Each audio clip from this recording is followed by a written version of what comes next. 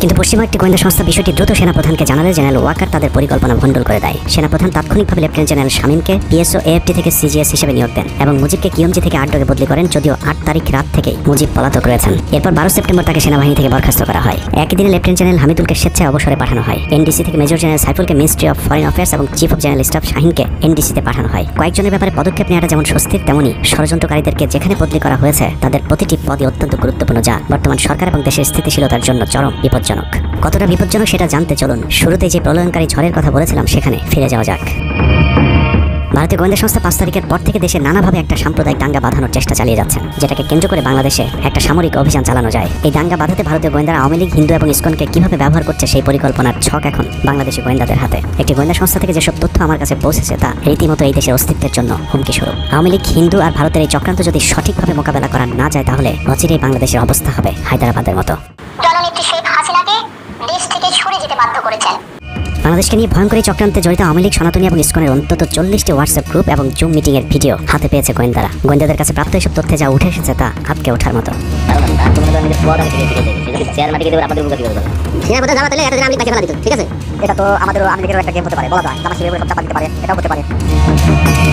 এসব গ্রুপগুলোতে রীতিমতো বাংলাদেশের বিরুদ্ধে যুদ্ধের প্রস্তুতি চলছে। গ্রুপে তাদের সাথে সাবেক আওয়ামী লীগ সরকারের শীর্ষস্থানীয় নেতা থেকে বর্তমান সেনাবাহিনীতে চাকরিরত জেনারেল পর্যন্ত মাঝে মধ্যেই নাকি যোগ দিচ্ছেন।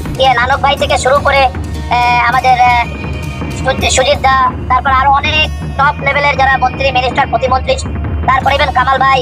তো এখন বিষয়টা হচ্ছে যে ইভেন রাষ্ট্রপতির যে একেবারেই মানে কি বলে তার যে একেবারে মানে রাইট হ্যান্ড সচিব, উনিও আমাদের সাথে দুদিন জয়েন করছেন। তো এখন ওনারা আসলে ভালো হইতো, যারা যারা আসেন আসলে ভালো হইতো। অনেক আমাদের এখানে প্রায় 12 থেকে 13 জন আপনার এমপি এসে কথা বলেছেন, যেটা আপনারা জানেন না।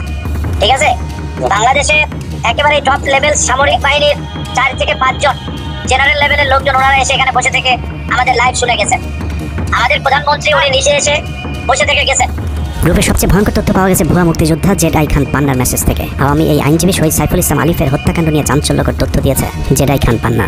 একটি চ্যাটিংয়ে তিনি লিখেছেন, দাড়িওয়ালা উকিল বেশি হয়ে গেছে, আরো 2-1টারে খেয়ে দাও, আদালতে আমরা আছি। এখন অল্প কদিন জেলে থাকলেও 30 তারিখের পরে পুরস্কার পাবা। আসসালামু আলাইকুম ওয়া রাহমাতুল্লাহ। দেশ বিরোধী সকল কর্মকাণ্ডের সাথে আজকের ভিডিওটি খুবই গুরুত্বপূর্ণ। সম্মানিত ভিউয়ার্স, আজকে আওয়ামী লীগ, যুবলীগ, সন্ত্রাস লীগ এবং হেলমেট বাহিনী লীগ যেভাবে উৎপলতা করছে, আজকের সকল ভিডিও মুখোশ খুলে দেওয়া হবে তাদের। আপনি যদি সজাগ থাকেন দেশকে তারা অখণ্ড করতে পারবে না, আপনি যদি সজাগ থাকেন দেশকে তারা প্রতিহত করতে পারবে না। সম্মানিত ভিউয়ার্স, আমি আজকে আপনাদের সামনে গুরুত্বপূর্ণ সেই ভিডিও দেখাচ্ছি। সাংবাদিক ইলিয়াস আপনাকে কি বলছে, আমাদেরকে কি বার্তা দিচ্ছে। এই মুহূর্তে আসিফ নজরুল সহ বাংলাদেশের ষড়যন্ত্র সকল তথ্যকে ফাঁস করে দিল সাংবাদিক ইলিয়াস। আপনাদের সামনে আজকের ভিডিওটি খুবই খুবই গুরুত্বপূর্ণ, কারণ দেশের যে কোনো মুহূর্তে হাসিনার বাহিনী, ছাত্রলীগ, যুবলীগ, হেলমেট লীগ এবং সেনাবাহিনী লীগ সামনে আসছে, পুলিশ লীগ, সেই লীগকে প্রতিহত করতে গেলে আপনার আজকের ভিডিওটি খুবই গুরুত্বপূর্ণ। আজকের ভিডিওটি খুবই গুরুত্বপূর্ণ। আপনাদেরকে বিশেষভাবে অনুরোধ করবো, আজকের ভিডিওটি শেয়ার করে দিন, দ্রুত গতিতে শেয়ার করে দিন। বিদ্যুৎ দেয় আপনার দ্রুত গতি হবে, এই দ্রুত গতির মাধ্যমে আপনাকে শেয়ার করতে হবে এবং আজকের ভিডিওটি আপনাকে দেখতে হবে। যে ভিডিওটি তথ্যপূর্ণ আলোচনা রয়েছে আসিফ নজরুল সহ উপদেষ্টার মধ্যে দিয়ে তারা কি কাজ করছে, কিভাবে করছে, সকল বিষয় এই মুহূর্তে আপনাদেরকে জানাতে চাচ্ছে। অবশ্যই পুরো ভিডিও না দেখে মন্তব্য করবেন না এবং ভিডিওটি শেয়ার করার জন্য চেষ্টা করবেন সকলে।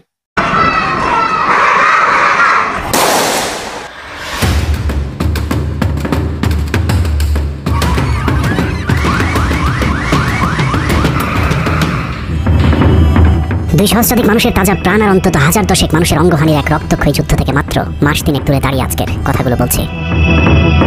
শহরের রাস্তায় এখনো শহীদ ওয়াসিমদের রক্তের ছোপ ছোপ দাগ লেগে আছে। স্বাভাবিক জীবনে ফিরতে পারেনি এখনো শহীদের পরিবারগুলো। ইয়ামিনের মা হয়তো কাউকে পেলেই জানতে চাইছে আমার খোকার উপর কিসের এত রাগ ছিল ওদের।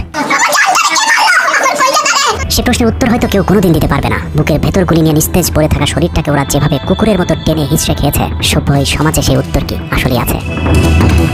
পুড়ে যাওয়া লাশগুলোর কথা মনে করে সারা জীবন হয়তো হৃদয়টা পুড়তে থাকবে হতভাগা সেই মায়েদের। শহীদ ওমরের মা এখনো মানুষ পেলেই হয়তো প্রশ্ন করছে, আমার ছেলের বুকে ওরা এতগুলো গুলি কেন করলো? মারার জন্য তো একটা গুলি যথেষ্ট।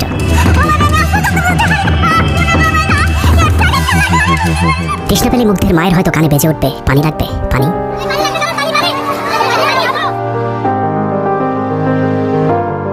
শুনেছি স্বাধীনতা অর্জনের চেয়ে রক্ষা করা অনেক কঠিন। স্বাধীনতার এই পতাকা সমুন্নত রাখতে যারা জীবন দিয়েছেন তাদের সে রক্ত যেন বৃথা না যায়। এই পতাকার জন্য যেন আর কাউকে জীবন দিতে না হয়। স্বাধীনতার এমন যুদ্ধ আর দেখতে চাই না। এই যুদ্ধের প্রতিপক্ষ অনেক হিংস্র, খুব নিষ্ঠুর। ওরা বুকে গুলি নিয়ে কাঁপতে থাকা মানুষকেও শান্তিতে মরতে দেয় না। ওরা আরো রক্ত চায়। 15 বছর মুসলিম নিধন করে ওদের এতটুকু অনুশোচনা নেই। রক্তের নেশায় এখনো বুধ হয়ে আছে হিংস্র পশু আত্মাগুলো। এদিকে এক পক্ষ নিজেদেরকে বিজয়ী ভেবে ঘরে ফিরেছে। ঘরে ফেরার আগে যাদের বাড়ি ঘরে আগুন দিয়ে ঘর থেকে বের করেছিল সেই শত্রুকেই আবার তুলে নিয়েছিল নিজেদের ঘরে। ছাত্রলীগ নিষিদ্ধের কথা বলছে। এই নিষিদ্ধ করবার ম্যান্ডেটটা, নিষিদ্ধ করবার অধিকারটা তাদেরকে কে দিল? তারা এই দেশের মানুষ, রাজনীতি করার অধিকার সকলের আছে। আমাদের কেড়ে নেওয়া যেমন অন্যায় ছিল, আমরা আরেকজনের কেড়ে নেওয়ার অধিকার, এটা আমরা এভাবে বলি। আওয়ামী মানবরূপী দানব ঘাড়ের উপর বিষাক্ত কার্বন ডাই অক্সাইড ফেলছে, আর আমরা সেটাকে অক্সিজেন ভেবে বুকে নিচ্ছি। বিষাক্ত সাপ থেকে নিরাপদ না হয়ে সাপ নিয়ে খেলার পরিণতি কি হতে পারে সেটা বুঝতে খুব বেশি দেরি করবার প্রয়োজন নেই। আমার এই বার্তা আপনাদের কাছে পৌঁছানোর কয়েক ঘন্টা পরেই আপনার ঘরে যে শত্রুকে জায়গা দিয়েছিলেন তাদের সেই বিষমাখা মুখের বিষ আপনার গায়ে নেওয়ার জন্য প্রস্তুত থাকুন। পূর্ব দিকে তাকিয়ে দেখুন, আকাশ আবারও কালো হয়ে এসেছে। খুটখুটে অন্ধকার দেখে ঝড়ের গতি যতটুকু ভাবছেন অন্ধকারের সেই ঝড়ো বাতাস আসলে আলোর চেয়েও বেশি গতি নিয়ে ধেয়ে আসছে সবকিছু লন্ডভন্ড করে দিতে। প্রলয়ঙ্করী সেই ঝড়ের কবল থেকে প্রিয় মাতৃভূমিকে বাঁচাতে হলে দেশ রক্ষার পবিত্র দায়িত্ব যাদেরকে দেওয়া হয়েছে, চলুন দেখে আসি তারা আসলে কতটা প্রস্তুত।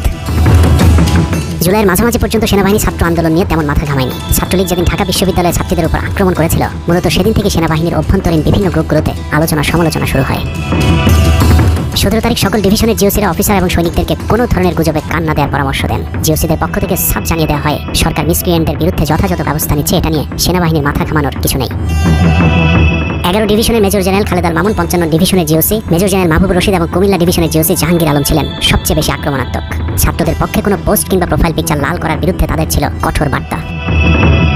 17 জুলাইয়ের গুরুত্বপূর্ণ আরেকটি ঘটনা হলো Hasina air chief marshal Hasan Mahmud খানকে বিমান বাহিনীর MI-17 হেলিকপ্টারকে এভি গান কনফিগারেশন লোড করতে বলেন, যা মূলত যুদ্ধকালীন চূড়ান্ত সময় ব্যবহার করা হয়। এয়ার চিফ হাসিনাকে উল্টো প্রশ্ন করেন, আমাদের সেনাবাহিনী কি এখনো ফেল করেছে? তাহলে এত দ্রুত বিমান বাহিনী কেন? বিমান বাহিনী প্রধানের মুখের উপর এমন বক্তব্যে শেখ হাসিনা প্রচন্ড ক্ষেপে যান। এর পরপরই তিনি বিমান বাহিনী প্রধানের বিরুদ্ধে পদক্ষেপ নেওয়ার জন্য ব্রিগেডিয়ার জেনারেল ইমরান হামিদ এবং লেফটেন্যান্ট জেনারেল মুজিবকে নির্দেশ দেন। আমি ইন্টেলিজেন্স থেকে পরিকল্পনার তথ্য জেনে বিমান বাহিনী প্রধান ওই রাতেই তার নিরাপত্তার জন্য গাজীপুর থেকে এয়ার কমান্ড নিয়ে আসেন, যে ইউনিটটি এখনো বিমান বাহিনী প্রধানের নিরাপত্তার দায়িত্বে ঢাকাতেই অবস্থান করছে। যাই হোক, বিমান বাহিনী প্রধান সেদিন রাজি হলে ব্ল্যাক আউটের সময়টা আরো ভয়ঙ্কর হতে পারত। বিমান বাহিনীর সহায়তা না পেয়ে শেখ হাসিনা পরদিন র্যাব প্রধানকে ডেকে আদেশ দেন তার হেলিকপ্টার প্রস্তুত রাখার। র্যাব প্রধান হাসিনার আদেশ অনুযায়ী ছাত্রদের বিরুদ্ধে অপারেশন হেলিকপ্টার ব্যবহার করেন। হেলিকপ্টারের গুলিতে যতগুলো হতাহতের ঘটনা ঘটেছে সবগুলোই র্যাবের হেলিকপ্টার থেকে করা হয়েছিল। র্যাবের পাশাপাশি ঢাকার বাইরে দু একটি পাদে প্রায় সবকটি ডিভিশনের জিওসিরা দেশের বিরুদ্ধে অবস্থান নিয়েছিলেন। ঢাকার বাইরে থেকে বিশেষ করে ডিভিশন সাপোর্ট ব্যাটালিয়নকে অগ্রাধিকার ভিত্তিতে ঢাকায় নিয়ে আসা হয়, কারণ তাদের সাথে এপিসি সুবিধা ছিল। এপিসি গাড়িগুলো মূলত ছাত্রদের বিরুদ্ধে চূড়ান্ত পদক্ষেপ নেওয়ার জন্যই আনা হয়েছিল। রাষ্ট্রীয় গুরুত্বপূর্ণ এলাকা কেপিআই রক্ষায় 19 তারিখে সেনা নামানোর সিদ্ধান্ত নেওয়া হয়। নিয়ম অনুযায়ী সেনাবাহিনীর কেপিআই রক্ষার দায়িত্ব পালন করার কথা থাকলেও বিভিন্ন জায়গায় দেখা গেছে সেনাবাহিনীর ছত্রছায়ায় পুলিশ এবং আওয়ামী লীগ ছাত্রলীগের সন্ত্রাসীরা ছাত্রদের উপর হামলা চালিয়েছে, কোথাও সরাসরি সেনাবাহিনীকেও গুলি চালাতে দেখা গেছে।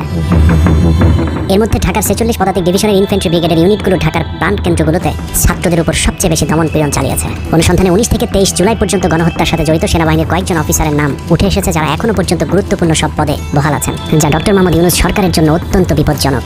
কতটা বিপজ্জনক সেটা বোঝার জন্য আন্দোলনের সময়টাতে ওই অফিসারদের ভূমিকা কি ছিল সেটা একটু দেখে আসি। আন্দোলনের সবচেয়ে বেশি রক্তক্ষেক ছিলেন বিজিবির ডিজি মেজর জেনারেল আশরাফ। সূত্র জানিয়েছে ভারতীয় নাগরিকদের বিজিবির পোশাক পরিয়ে মাঠে নামিয়েছিলেন বিজিবির এই মহাপরিচালক। সেনাবাহিনী শেখ হাসিনাকে পদত্যাগের পরামর্শ দেওয়ার পরেও শুধু বিজিবিকে নিয়ে হত্যাকাণ্ড চালিয়ে শেখ হাসিনাকে ক্ষমতায় রাখার গ্যারান্টি দিয়েছিলেন মেজর জেনারেল আশরাফ। 5 তারিখ হাসিনা পালিয়ে যাবার আগ মুহূর্তে তিনি স্বরাষ্ট্রমন্ত্রীকে ফোন করে বলেছিলেন কয়েক হাজার মানুষ মারলেই পরিস্থিতি ঠান্ডা হয়ে যাবে, অতএব কোনো অবস্থাতেই যেন প্রধানমন্ত্রী পালিয়ে না যান। স্বরাষ্ট্রমন্ত্রীকে তিনি এমনটাই পরামর্শ দিয়েছিলেন। 5 তারিখ সকাল থেকে দুপুর পর্যন্ত ঢাকা শহরে সবচেয়ে বেশি তৎপরতা ছিল বিজেপির। ওই দিন সকাল থেকে ঢাকার প্রবেশ পথগুলোতে চেকপোস্ট বসিয়ে তল্লাশি চালিয়েছিল মেজর জেনারেল আশরাফের বিজিবি। বিজেপির একটি সূত্র জানিয়েছে বিজেপি মহাপরিচালক প্রতিদিন সিওদের কাছ থেকে হিসেব নিতেন কে কতজন ছাত্র হত্যা করেছে। বিজেপি মহাপরিচালকের নির্দেশনায় খুনের সেই প্রতিযোগিতায় সবচেয়ে ভালো পারফর্মার ছিল কর্নেল রিদওয়ান। সূত্রের মতে ছাত্র আন্দোলনে বিজেপি অন্তত 500 শিক্ষার্থীকে গুলি করে হত্যা করেছে। বিজেপি প্রধান এবং রিদওয়ানের মতো তার অনুগত অফিসারদের জেলে থাকার কথা, কিন্তু তারা এখনো গুরুত্বপূর্ণ সব দায়িত্ব পালন করে যাচ্ছে, আর মেজর জেনারেল আশরাফ এখন পর্যন্ত বিজেপি প্রধানের চেয়ারেই বসে আছেন। কৃত হত্যাকাণ্ডের বেশিরভাগই জড়িত ছিল বগুড়ার 7 ইস্ট বেঙ্গল। রহস্যজনক কারণে 7 ইস্ট বেঙ্গলকে এখনো পর্যন্ত বগুড়ায় ফেরত না পাঠিয়ে ঢাকাতেই রাখা হয়েছে।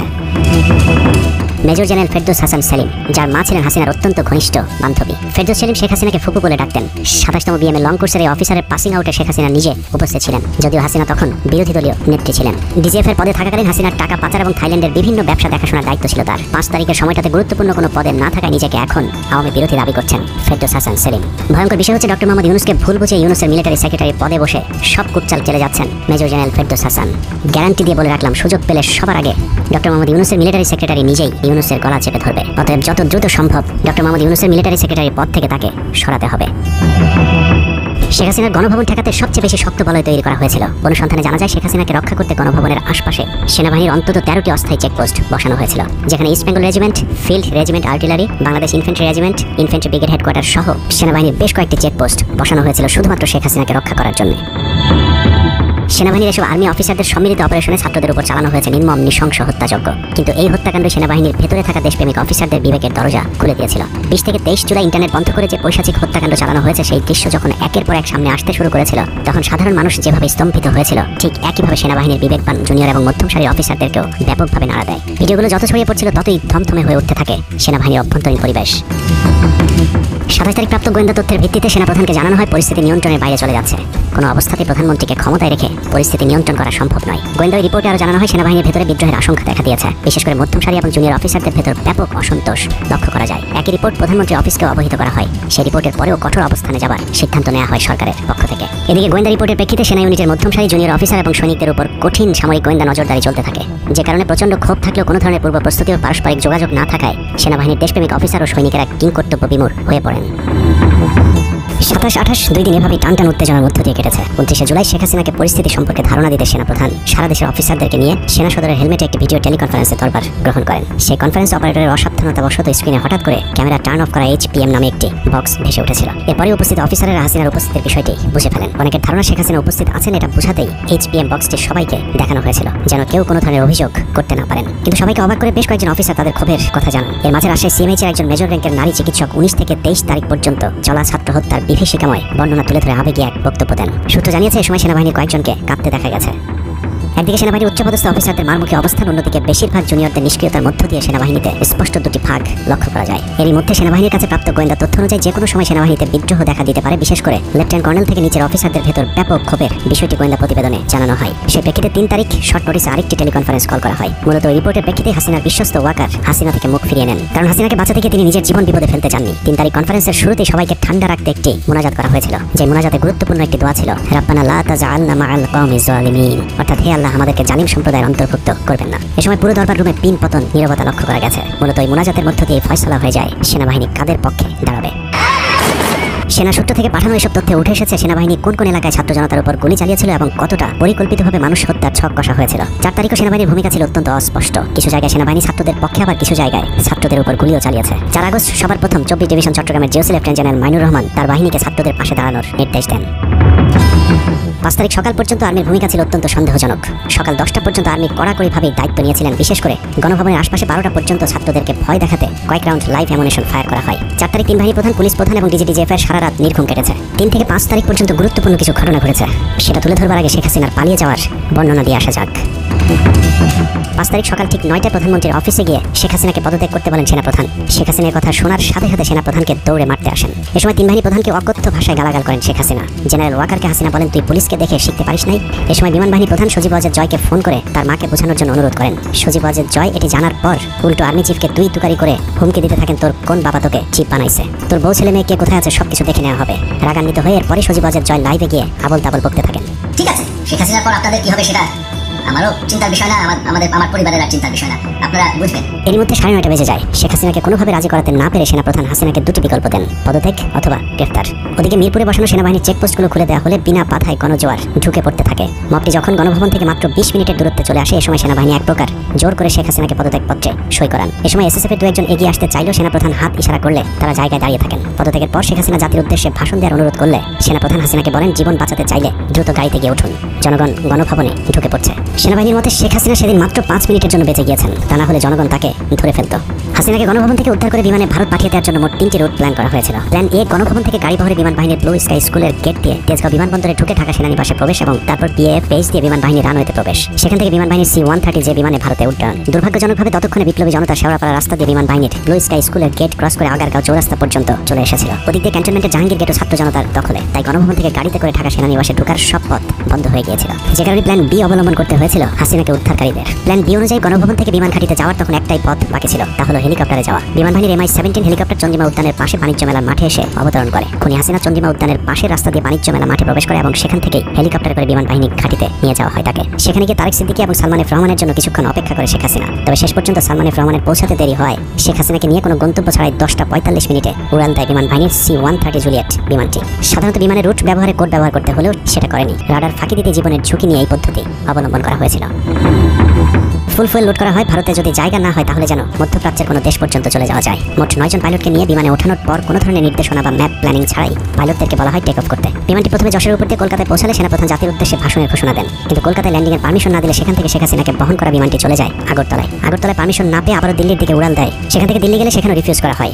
দিল্লি বিমানবন্দরে নামতে না দিলে অনিশ্চয়তা দেখা দেয় শেখ হাসিনাকে বহন করা বিমানটির ভারতে অবতরণ নিয়ে। বিমানের একজন পাইলটের বরাত দিয়ে জানা যায় এভাবে উদ্দেশ্যহীনভাবে দীর্ঘক্ষণ ঘুরতে থাকার পর জরুরি অবতরণের সিদ্ধান্ত নেওয়া হয়। তবে জরুরি অবতরণের ঠিক আগ মুহূর্তে দিল্লির গাজিয়াবাদ এয়ারবেজে নামার অনুমতি পায় C-130 জুলিয়েট, যেখানে অজিত ধওয়াল তাকে রিসিভ করেন। অবতরণের জটিলতার কারণে 5 তারিখ সেনাপ্রধান জাতির উদ্দেশ্যে ভাষণ দিতে বারবার দেরি করছিলেন, কারণ তিনি নিশ্চিত হতে চাচ্ছিলেন শেখ হাসিনা ভারতে অবতরণ করেছেন। তারপরই বাংলাদেশের মানুষ মুক্তি পায় এক ফেরাউনের হাত থেকে।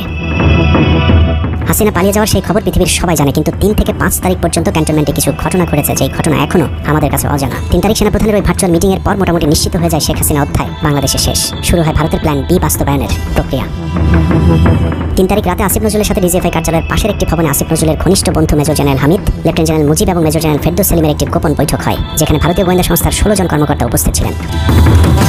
মূলত 5 তারিখ শেখ হাসিনা পদত্যাগ করার পর করণীয় নির্ধারণ করতেই ওই বৈঠক অনুষ্ঠিত হয়। দীর্ঘ বৈঠক শেষে মোট 3টি বিকল্প নির্ধারণ করা হয়। প্রথমটি জরুরি অবস্থা জারি করে সেনাবাহিনীর হাতে ক্ষমতা দেয়া, দ্বিতীয়টি আসিফ নজরুলকে প্রধান উপদেষ্টা করে একটি অন্তর্বর্তীকালীন সরকার গঠন। অন্তর্বর্তীকালীন সরকারের ভেতরে যেন ভারতীয় বলয়ের লোকজন বেশি সংখ্যায় রাখা যায় সেটা নিশ্চিত করার ব্যাপারেও আলোচনা হয় বৈঠকে, এবং সেটা নিশ্চিত করতে আসিফ নজরুলের পেছনে সেনাবাহিনীর ওই অংশটির সর্বোচ্চ সাপোর্ট থাকারও নিশ্চয়তা দেওয়া হয়। মূলত আসিফ নজরুলকে সামনে রেখে সেনাবাহিনীর মাধ্যমেই দেশ চালানোর পরিকল্পনা করা হয়েছিল 3 তারিখের ওই গোপন বৈঠকে। 4 তারিখ 3 বাহিনী প্রধানের মধ্যে দফায় দফায় বৈঠক চলেছে। সেই বৈঠক থেকে সিদ্ধান্ত হয় 5 তারিখ সকাল 9টার মধ্যে শেখ হাসিনাকে চূড়ান্তভাবে পদত্যাগের বিষয়টি জানিয়ে দেওয়া হবে। এরপর পরে আসিফ নজরুলকে আবারও ক্যান্টনমেন্টে ডেকে আনা হয় এবং শেখ হাসিনার পদত্যাগের পর আওয়ামী নেতাকর্মীদেরকে যতটা সম্ভব নিরাপত্তা দেওয়া, বেসরকারি বিভিন্ন প্রতিষ্ঠানগুলোতে যতটা সম্ভব আগের কর্মকর্তাদেরকে রেখে দেওয়া এবং বিটিআর হত্যাকাণ্ড নিয়ে কোনো ধরনের পদক্ষেপ না নেওয়া সহ বেশ কিছু করণীয় ঠিক করে দেওয়া হয়। দীর্ঘ সেই আলোচনার কারণে 4 তারিখ সারা রাত ক্যান্টনমেন্টে অবস্থান করেছেন আসিফ নজরুল। তাৎক্ষণিক আসিফ নজরুলের কাঁধে 2টি দায়িত্ব দেওয়া হয়: আর্মির প্রতি সকলে আস্থা তৈরি করা এবং হাসিনার পদত্যাগের পরপর ছাত্রদেরকে সেনাবাহিনীর নিয়ন্ত্রণে নিয়ে আসা। কথা মতো আসিফ নজরুল 4 তারিখ রাত এবং 5 তারিখ খুব সকালে ক্যান্টনমেন্টে বসে ফেসবুকে তিনি 2টি পোস্ট করেন। পোস্টের প্রথমটি 4 তারিখ রাতে সেনাবাহিনীকে প্যাট্রিয়ট সম্বোধন করে করা হয়, যেন সেনাবাহিনীর প্রতি ছাত্র জনতার আস্থা বেড়ে যায়, এবং পরেরটি সংখ্যালঘুদের বাড়িঘরে হামলা না চালানোর অনুরোধ করে পোস্ট করা হয়। দুপুর 12টার আগে আসিফ নজরুলের করা হিন্দুদেরকে নিয়ে ওই পোস্টে প্রমাণ করে আসিফ নজরুল আগে থেকে জানতেন কিছুক্ষণ পর আসলে কি ঘটতে যাচ্ছে। আমরা এখন আর্মি চিফের সাথে একটা আলোচনায় আছি। আমি যতটুকু ওনার সাথে কথা বলেছি আমার কাছে মনে হয়েছে, আশা করছি আপনাদের জন্য অনেক বড় সুসংবাদ আসছে। বিজয়ের খবর আগে জেনে যাওয়াটা সমস্যা না, কিন্তু সমস্যা হলো আসিফ নজরুল সবাইকে আন্দোলনের কেন্দ্রবিন্দু ঢাকা বিশ্ববিদ্যালয়ে যেতে না বলে ক্যান্টনমেন্টের সুখবরের অপেক্ষায় থাকতে বলেন। মূলত আসিফ নজরুলের ওই ফাঁদে পা দিয়ে ছাত্র জনতার জুলাই আগস্ট বিপ্লবের বিজয় হাতছাড়া হয়ে গিয়েছিল। ছাত্র নেতাদের সরলতাকে কাজে লাগিয়ে আসিফ নজরুল নাহিদ আসিফদেরকে সেনাপ্রধানের কাছে আসতে বলেন। নাহিদ আসিফ মাহফুজরা সেনাপ্রধানের কাছে যাবার আগে আসিফ নজরুলের প্রধান উপদেষ্টা হবার বিষয়টি চূড়ান্ত হয়ে যায়। সমন্বয়করা পৌঁছানোর পর সেনাপ্রধান তাদেরকে জানায় আসিফ নজরুল হচ্ছেন প্রধান উপদেষ্টা, কিন্তু ছাত্ররা ডক্টর মোহাম্মদ ইউনুসকে প্রধান উপদেষ্টা বানানোর দাবি করলে আসিফ নজরুল তাদেরকে জানায় ডক্টর ইউনুস প্রধান উপদেষ্টা হতে রাজি না। কিন্তু ছাত্র নেতাদের সাথে ইউনুসের আগে থেকে যোগাযোগ ছিল, যে কারণে সেনাপ্রধানকে ছাত্ররা জানায় আমরা ডক্টর ইউনুসের সাথে একান্তে কথা বলতে চাই। ছাত্ররা ডক্টর ইউনুসকে ফোন করলে তিনি জানান প্রধান উপদেষ্টা হতে চান না সেনাবাহিনী কিংবা আসিফ নজরুলের কাছে তার এরকম কোনো বার্তা তিনি দেননি। এরপর ছাত্র নেতাদের দাবির মুখে ইউনুসকে প্রধান উপদেষ্টা বানাতে বাধ্য হয় সেনাবাহিনী। ডক্টর মোহাম্মদ ইউনুসকে প্রধান উপদেষ্টা করা হলেও ক্ষমতার কেন্দ্রে থেকে যায় ভারত নিয়ন্ত্রিত ক্যান্টনমেন্টের মদতপুষ্ট আসিফ নজরুল, যাকে তারা সুনিপুণভাবে গেল এক যুগে তিলে তিলে তৈরি করেছেন। আসিফ নজরুল তার মন্ত্রণালয়ের বাইরেও সবখানে নিয়োগ থেকে বদলি বরখাস্তের একক ক্ষমতা ভোগ করতে থাকে। একদিকে সেনাবাহিনী ছত্রছায়া আসিফ নজরুলের হাত ধরে ভারতীয় এজেন্টদেরকে গুরুত্বপূর্ণ সব পদে বসানো হচ্ছিল, অন্যদিকে চলছিল পুরো দেশ দখলের ভয়ঙ্কর ষড়যন্ত্র। কিন্তু ছাত্রদের চাপের মুখে আসিফ নজরুলের পরিবর্তে ডক্টর মোহাম্মদ ইউনুসের প্রধান উপদেষ্টা হবার বিষয়টি কোনোভাবেই মেনে নিতে পারেনি সেনাবাহিনীর ভারতপন্থী অংশটি, যে কারণে 5 তারিখ রাতেই একটি ব্যর্থ সেনাকুয়ের ষড়যন্ত্র করা হয়েছিল। 5 তারিখের পরপর ইউনুসের একের পর এক ভারতীয় আগ্রাসন বিরোধী বক্তব্যে আতঙ্কিত হয়ে ওঠে ভারতীয় বলয়, যে কারণে 8 তারিখ শপথ নেওয়ার আগেই ডক্টর মোহাম্মদ ইউনুসকে হত্যা করে সেনাকুয়ের আরেকটি চেষ্টা চালায় সেনাবাহিনীর ওই অংশটি। 8 তারিখ ডক্টর ইউনুসের নেতৃত্বে নতুন সরকার শপথের ঠিক আগ মুহূর্তে একটি সেনাকুয়ের চেষ্টা করা হয়। কুয়ের নেতৃত্ব দেন লেফটেন্যান্ট জেনারেল মুজিব এবং মেজর জেনারেল হামিদুল হক।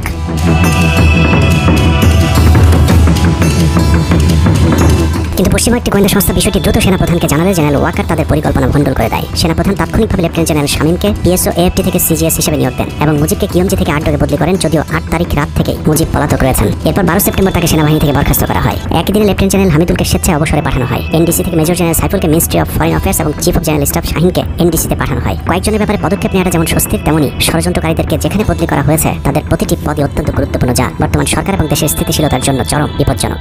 কতটা বিপজ্জনক সেটা জানতে চলুন শুরুতে যে প্রলয়নকারী ঝড়ের কথা বলেছিলাম সেখানে ফিরে যাওয়া যাক। ভারতীয় গোয়েন্দা সংস্থা 5 তারিখের পর থেকে দেশে নানাভাবে একটা সাম্প্রদায়িক দাঙ্গা বাঁধানোর চেষ্টা চালিয়ে যাচ্ছেন, যেটাকে কেন্দ্র করে বাংলাদেশে একটা সামরিক অভিযান চালানো যায়। এই দাঙ্গা বাঁধাতে ভারতীয় গোয়েন্দারা আওয়ামী লীগ, হিন্দু এবং ইসকনকে কিভাবে ব্যবহার করছে সেই পরিকল্পনার ছক এখন বাংলাদেশি গোয়েন্দাদের হাতে। একটি গোয়েন্দা সংস্থা থেকে যেসব তথ্য আমার কাছে পৌঁছেছে তা রীতিমতো এই দেশের অস্তিত্বের জন্য হুমকি স্বরূপ। আওয়ামী লীগ, হিন্দু আর ভারতের এই চক্রান্ত যদি সঠিকভাবে মোকাবেলা করা না যায় তাহলে অচিরেই বাংলাদেশের অবস্থা হবে হায়দ্রাবাদের মতো। বাংলাদেশকে নিয়ে ভয়ঙ্কর চক্রান্তে জড়িত আওয়ামী লীগ, সনাতনী এবং ইসকনের অন্তত 40টি হোয়াটসঅ্যাপ গ্রুপ এবং জুম মিটিং এর ভিডিও হাতে পেয়েছে গোয়েন্দারা। গোয়েন্দাদের কাছে প্রাপ্ত এসব তথ্যে যা উঠে এসেছে তা আটকে ওঠার মতো।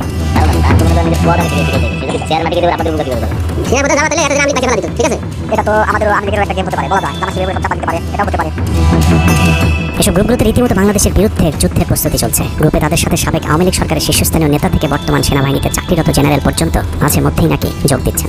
নানক ভাই থেকে শুরু করে আমাদের সুজিত দা, তারপর আরো অনেক টপ লেভেলের যারা মন্ত্রী, মিনিস্টার, প্রতিমন্ত্রী, তারপর ইভেন কামাল ভাই। তো এখন বিষয়টা হচ্ছে যে ইভেন রাষ্ট্রপতির যে একেবারেই মানে কি বলে তার যে একেবারে মানে রাইট হ্যান্ড সচিব, উনিও আমাদের সাথে দুদিন জয়েন করছেন। তো এখন ওরা আসলে ভালো হইতো, যারা যারা আসলে ভালো হইতো। অনেক আমাদের এখানে প্রায় 12 থেকে 13 জন আপনার এমপি এসে কথা বলেছেন, যেটা আপনারা জানেন না, ঠিক আছে? বাংলাদেশে একেবারে টপ লেভেল সামরিক বাহিনীর 4 থেকে 5 জন জেনারেল লেভেলের লোকজন ওনারা এসে এখানে বসে থেকে আমাদের লাইভ শুনে গেছেন। আমাদের প্রধানমন্ত্রী উনি নিচে এসে বসে থেকে গেছেন। গ্রুপে সবচেয়ে ভয়ঙ্কর তথ্য পাওয়া গেছে ভুয়া মুক্তিযোদ্ধা জেডাই খান পান্নার মেসেজ থেকে। আওয়ামী এই আইনজীবী শহীদ সাইফুল ইসলাম আলিফের হত্যাকাণ্ড নিয়ে চাঞ্চল্যকর তথ্য দিয়েছে জেডাই খান পান্না। একটি চ্যাটিংয়ে তিনি লিখেছেন, দাড়িওয়ালা উকিল বেশি হয়ে গেছে, আরো 2-1টারে খেয়ে দেওয়া আদালতে আমরা আছি, এখন অল্প কদিন জেলে থাকলেও 30 তারিখের পরে পুরস্কার পাবা। আরেকটি মেসেজে তিনি লিখেছেন, সুযোগ হাতছাড়া হয়েছে তোমাদের কারণে, কালকে সব হয়ে যেত। পরিকল্পনা ছিল কুপিয়ে মারার পর হিন্দুদের বাড়িতে হামলা হলে ভারত থেকে ট্রুপ চলে আসবে। ওরা যেহেতু হামলা করেনি, তোমাদের উচিত ছিল নিজেরা নিজেদের বাড়ি ঘরে আগুন দেওয়া। পেছনের ঘটনা বাদ দিয়ে 30 তারিখের পরিকল্পনায় মনোযোগী হও সবাই। শহীদ আলিফ হত্যাকাণ্ড নিয়ে আরেকজন লিখেছেন, কালকে আদালতে একটা লাশ পড়বে, হিন্দু ভাইদের পাশে আমাদের সবাইকে থাকতে হবে, ব্রিগেড মেজরের কমান্ড মেনে চলতে হবে। 30 তারিখের কর্মসূচি নিয়ে গ্রুপটিতে সশস্ত্র যুদ্ধের মাধ্যমে দেশ দখলের ভয়ঙ্কর সব আলোচনা করার ভিডিও হাতে এসেছে আমাদের।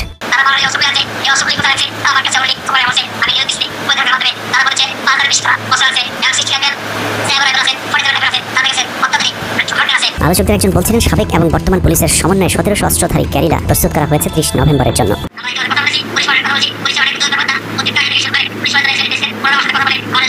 ঢাকা শহরকে কিভাবে ব্লক করা হবে সেই পরিকল্পনাও করা হচ্ছে এসব জুম মিটিংগুলোতে।